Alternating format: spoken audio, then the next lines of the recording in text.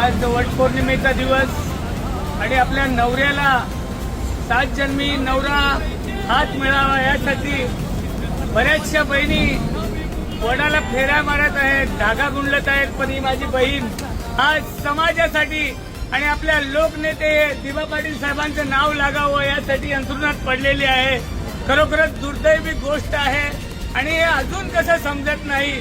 जर तुम्हाला दिसत नसेल तर आम्ही भिंगाचा चष्मा आणलाय, तो भिंगाचा चष्मा लावा आणि तुम्ही बघा आज भूमिपुत्रांची परिस्थिती काय झालेली आहे.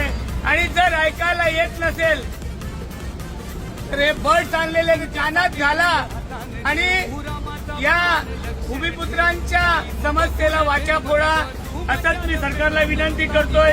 आणि माय भगिनींचे मी स्वतःचा आभार मानतोय की तुने या भूमिपुत्रांच्या कळकळीसाठी तू इतकं उपोषण केलंय. या तुझ्या आई बापाला मी मानाचा मुजरा करतोय आणि सलाम करतोय.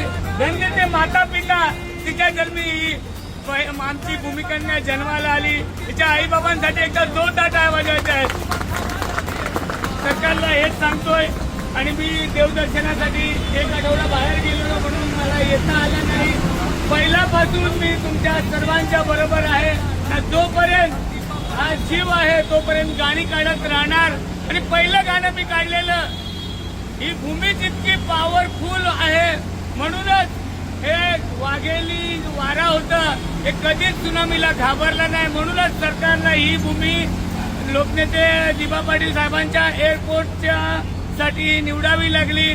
म्हणून हे नाव लवकर लागावं हीच मी कळकळीची विनंती करतोय.